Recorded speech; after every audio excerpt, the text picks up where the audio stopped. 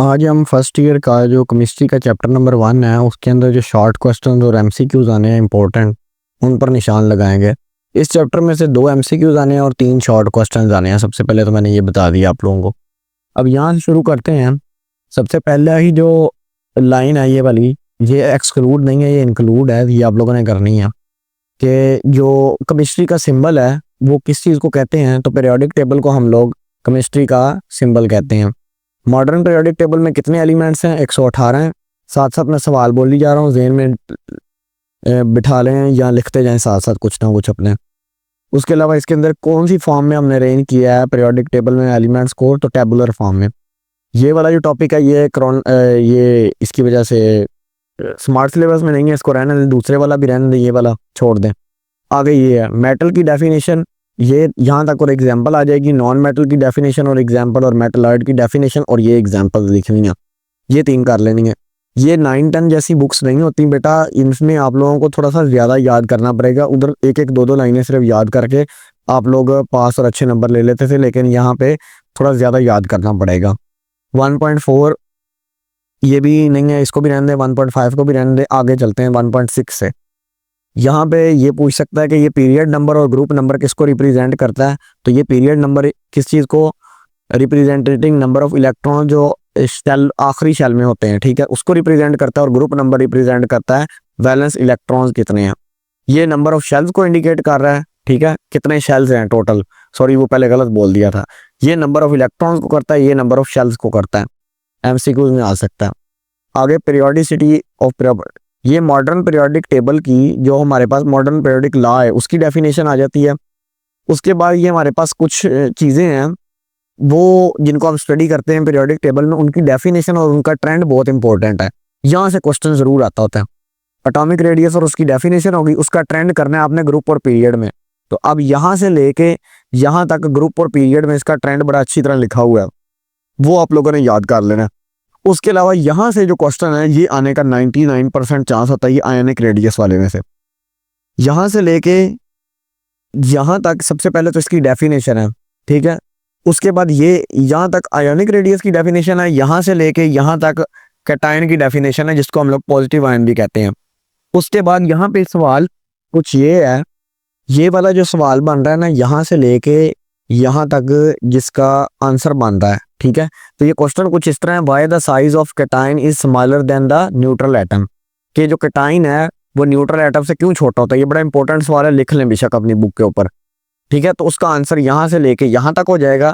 और अगला ही सवाल ये बनता है कि why the size of anion is larger than neutral atom, ठीक है। उसका आंसर बनता है यहाँ से लेके यहाँ तक। सबसे पहले तो ये when an atom gains 1 or more electrons to become an anion, ये एनायन की डेफिनेशन हो जाती है, ठीक है। तो ये आप लोगों ने डेफिनेशन भी लिखनी है और आगे यहाँ तक लिखना है। आगे ये पीरियड में इसका ट्रेंड है आयोनिक रेडियस का, यहाँ से लेके यहाँ तक और यहाँ से लेके यहाँ तक ग्रुप में ट्रेंड है, ठीक है। ये आप लोगों ने कर लेना। उसके बाद आगे चलते हैं। ये जो कंसेप्ट है, क्विक चेक बॉक्स हैं, कुछ इनमें से इंपॉर्टेंट हैं, कुछ नहीं है। वो जो है वो मैं आगे निशान लगवाता जाऊंगा, ठीक है। लाइक बच्चे जो हैं वो करते जाएं। ये वाले जो क्विक चेक हैं, जो नॉर्मल बच्चे हैं दरमियाने, वो इनको बेशक स्किप कर सकते हैं। आयोनाइजेशन एनर्जी, ये सबसे पहले यहाँ तक इसकी डेफिनेशन आयोनाइजेशन एनर्जी की एक एग्जांपल कर लें दोनों में से, ठीक है। उसके बाद ये सेकंड आयोनाइजेशन एनर्जी की एग्जांपल है और ये डेफिनेशन है। और ये आगे थर्ड आयोनाइजेशन एनर्जी की एग्जांपल और डेफिनेशन है। आगे इनके फैक्टर्स के आप लोगों ने सिर्फ नाम याद कर लेने हैं। Nuclear charge, size of atom और आयन, इलेक्ट्रॉनिक अरेंजमेंट। तो ये दरमियान में इनके जो लिखा हुआ है वो सारा याद करने की नहीं जरूरत, क्योंकि ये लॉन्ग में नहीं आना, इनको छोड़ दें, ठीक है। तो उसके अलावा ये आप एक कर लें, oxygen has lower ionization energy than nitrogen due to half filled sub shells, ठीक है, देन नाइट्रोजन। ये वाली एक लाइन इनकी, ये आयोनाइजेशन एनर्जी भी याद होनी चाहिए। Shielding effect, spin pair, repulsion, ये इसके फैक्टर्स के नाम बस। उसके अलावा इसके बाद इसके ट्रेंड आ जाते हैं। ये बड़ा इंपॉर्टेंट ट्रेंड है, यहाँ से लेके यहाँ तक ग्रुप में ट्रेंड आ जाता है इसका आयोनाइजेशन एनर्जी का। और यहाँ से लेके यहाँ तक पीरियड में इसका ट्रेंड आ जाता है आयोनाइजेशन एनर्जी का, ठीक है। उसके बाद इलेक्ट्रॉन एफिनिटी है, ये भी बड़ा इंपॉर्टेंट टॉपिक है। यहाँ से लेके यहाँ तक इसकी डेफिनेशन है और फिर ये एक एग्जांपल कर लेनी है।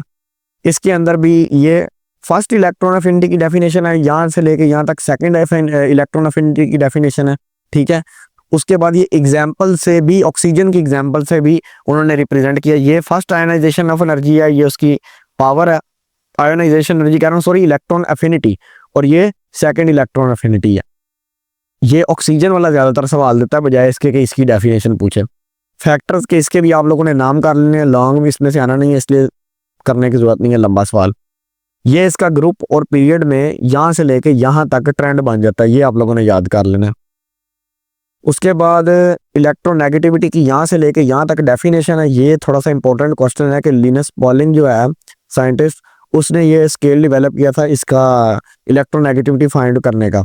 तो अल्कली मेटल जो है उनकी इलेक्ट्रोनेगेटिविटी सबसे कम है और हैलोजेंस की सबसे ज़्यादा है, फ्लोरीन की 4 है। फैक्टर्स के सिर्फ नाम याद कर लें आप लोग इसके। इसका जो ट्रेंड है इलेक्ट्रोनेगेटिविटी का ग्रुप और पीरियड में, वो यहाँ से लेके यहाँ तक बन रहा है, ये आप लोग याद कर लें। ट्रेंड बड़े इंपॉर्टेंट है हर चीज़ के। मेटालिक करैक्टर की यहाँ से लेके यहाँ तक डेफिनेशन है और यहाँ से लेके यहाँ तक इसका ट्रेंड है, ठीक है, पीरियड और ग्रुप में। ये वाला है पीरियड में और ये वाला है यहाँ से लेके यहाँ तक ग्रुप में, सॉरी, ठीक है। उसके बाद reaction of sodium and magnesium, sodium और मैग्नीशियम के रिएक्शन है, एक एक रिएक्शन दोनों का कर लें। सबसे पहले वाटर के साथ है ये, पहले दोनों कर लें, ठीक है। उसके बाद ऑक्सीजन के साथ एक ये वाला कर लें, एक ये वाला कर लें, सोडियम का ऑक्सीजन के साथ और मैग्नीशियम का, क्लोरीन के दोनों ही कर लें, बस। ऊपर से कोई थ्योरी याद करने की जरूरत नहीं है। आगे ये ऑक्साइड, ये वाला टॉपिक है। तो ये ऑक्साइड्स का थोड़ा सा है कि 1 2 3 ग्रुप जो है उनके अंदर इलेक्ट्रोस्टैटिक फोर्सेस होती है, ऑपोजिटली चार्ज में आयनिक लेटिस की इस सूरत में पाए जाते हैं और आयनिक करैक्टर इनमें पाया जाता है यहाँ तक। उसके बाद जो 4 5 6 7 ग्रुप है वो यहाँ से लेके यहाँ तक कर लें और इसमें कोवलेंट करैक्टर पाया जाता है, वीक इंटरमॉलिक्यूलर फोर्सेस होती हैं। उसके बाद अलावा ऑक्साइड्स की क्लासिफिकेशन है। ऑक्साइड्स को आप लोगों ने यहाँ से लेके यहाँ तक इसकी डेफिनेशन है। उसके बाद बेसिक ऑक्साइड्स की यहाँ से लेके यहाँ तक डेफिनेशन, ये 2 एग्जाम्पल हैं, ये ग्रुप 2 वाली एक एग्जाम्पल है और एक यहाँ से रिएक्शन वाली एग्जाम्पल भी कर लेनी है। ये एसिडिक ऑक्साइड बड़ी इंपॉर्टेंट है, एक एग्जाम्पल करनी है बस आप लोगों ने। एम्फोटेरिक ऑक्साइड यहाँ से लेके यहाँ तक और एक एग्जाम्पल आप लोगों ने कर लेनी है।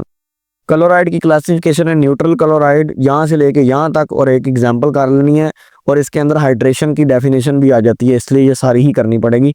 और एसिडिक क्लोराइड भी यहाँ से लेके यहाँ तक सारी करनी पड़ेगी, इसके अंदर हाइड्रोलाइसिस की डेफिनेशन आ जाती है और ये वाली एक एग्जाम्पल कर लेनी है। ये 9 10 की तरह छोटी छोटी लाइनें नहीं है, आप लोगों ने बड़ा बड़ा याद करना है तब नंबर मिलेंगे। ये वाला एक क्वेश्चन थोड़ा सा इंपॉर्टेंट है, ये वाला कर लेना, कोई चेक में से आप लोगों ने किसी भी की बुक से कर सकते हैं। ऑक्सीडेशन की यहाँ से लेके यहाँ तक डेफिनेशन है।